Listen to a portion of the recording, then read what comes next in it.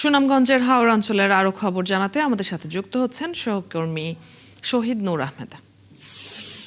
শহীদ নূর, ঢেউয়ের কথা আমরা জানছিলাম প্রতিবেদনে। ঢেউয়ের কবল থেকে ঘরবাড়ি রক্ষায় কোনো ধরনের প্রতিরোধ ব্যবস্থা নেওয়া হয়েছে কিনা, হাওরবাসী কি বলছেন এ বিষয়ে? ধন্যবাদ আপনাকে। দেখুন, আমি যেমনটা আপনি প্রথমেই প্রশ্ন করেছেন যে ঢেউয়ের কবল থেকে আসলে এখানে কোনো ব্যবস্থা নেই। এখানে প্রাকৃতিকভাবেই এই এলাকার মানুষজন তারা হাওরের সাথে যুদ্ধ করছেন এবং যদি বলি নদীর সাথেও তারা নদীর স্রোতের সাথে যুদ্ধ করে যাচ্ছেন। এই যে স্থানীয়ভাবে যাকে আফাল বলা হয় এবং এই আফালের তাণ্ডবে যখন হাওর শান্ত থাকে তখন এই এলাকার মানুষজনের মধ্যে একটি শান্ত পরিবেশ থাকে। যখন নদী বা হাওরে ঢেউ উঠে তখন কিন্তু এই নদী তীরবর্তী অঞ্চলে মানুষের ঘর বাড়ি টিকে রাখার ক্ষেত্রে আসলে তাদের একটা দুশ্চিন্তার মধ্যে পড়েন।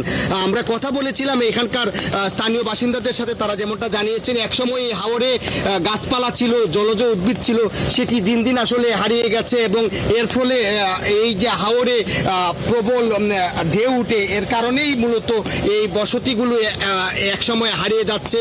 এই অঞ্চলের অনেক মানুষ তারা বাস্তুহারা হয়ে অন্য অঞ্চলে তারা চলে যাচ্ছেন।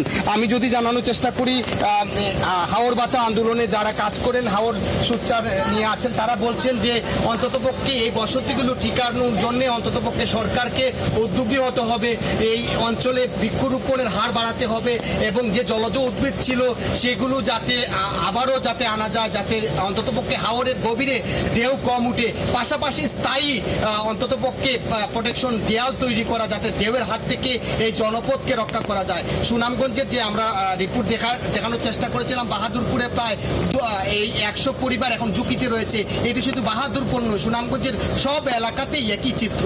আসলে এখনো পর্যন্ত দৃশ্যমান কোনো পদক্ষেপ নিতে দেখা যাচ্ছে না।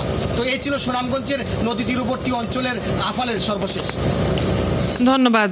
আপনার কাছ থেকে আমরা জেনে নিচ্ছিলাম পরিস্থিতি বেশ দুর্ভোগের মধ্যেই আছেন সেখানকার বাসিন্দারা। দর্শক, সুনামগঞ্জ থেকে সহকর্মী শহীদ নূর আহমেদ যুক্ত ছিলেন এতক্ষণ আমাদের সাথে।